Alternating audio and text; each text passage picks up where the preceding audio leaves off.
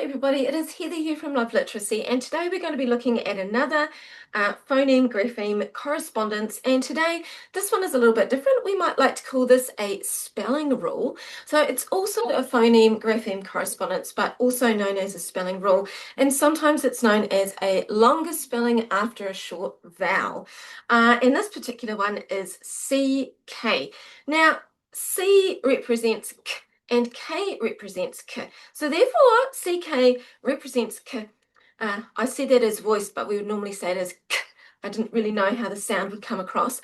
But yes, there's a specific time and place that we use the CK. And I'm going to tell you a little bit about that today. So here we go. Handy whiteboard, handy pen, and let's get started. So C and K sits at the end of the word of a one-syllable word. Well, this is how we teach it early on because it actually does appear in the middle of multi-syllable words, and hopefully I remember to cover that off in this video.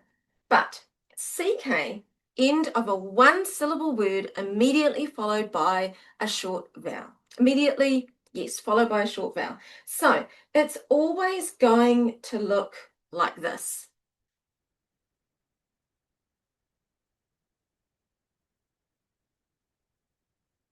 Okay, and here's the thing. I actually do like, with my intervention students, I like to show them these little patterns. And I say, well, it's actually always going to look like that. And all that changes is the letter at the front. So for example, I've got B. I've got a short vowel, A, and I've got K, B, ak, back. I can put an N here, and I've got N-ek, neck. I can put an S there, and I've got S-ik, sick. I can put an L there, and I've got L-ok, lock. And I can put a D there, and I've got D-ak, duck.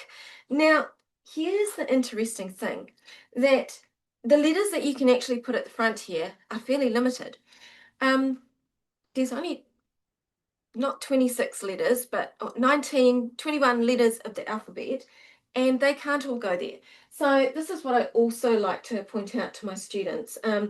You know, English is really pattern-based, but have a little fun with, I have these little alphabet strips and have a little bit of fun, but you do need to be really careful, okay? I'm just saying, you do need to be careful about how you hold these up and how you work these alphabet strips. But for example, is DAC a word? No, it's not.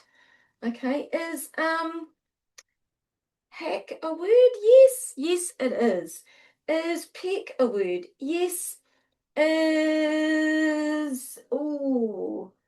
jick a word? No, it's not. So you can see, you can have a little bit of fun there, but you can also show that there are finite words that can be made with the CK and these one-syllable words. You can upgrade and you can add digraphs, shack, check, quick, shock, and chuck. So you can roll back into your digraphs here, and you can also add in consonant blends as well.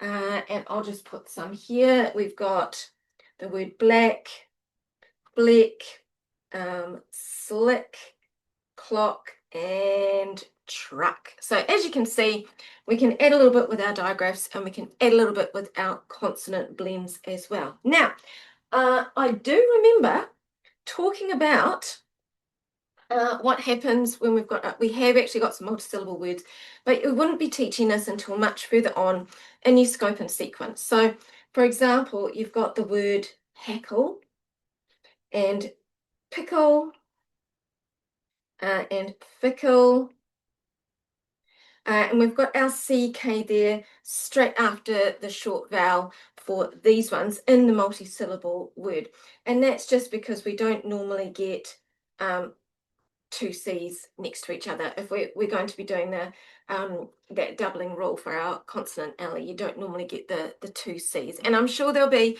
an etymological or a morphological factor that is factored into that, but this is the only time that you would see in the multisyllable word your CK not specifically sitting at the end. It's sitting at the end of the syllable. So there you go. A quick recap. The K sits on the end of generally a one-syllable word. I'm not even going to write syllable right now because my brain is a bit mush.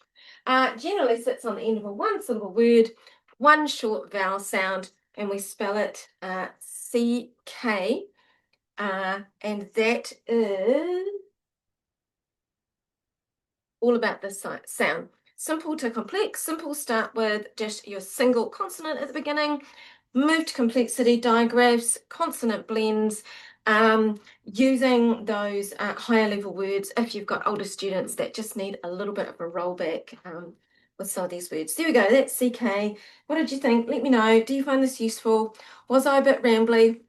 Love the feedback, love the comments. Thanks for watching.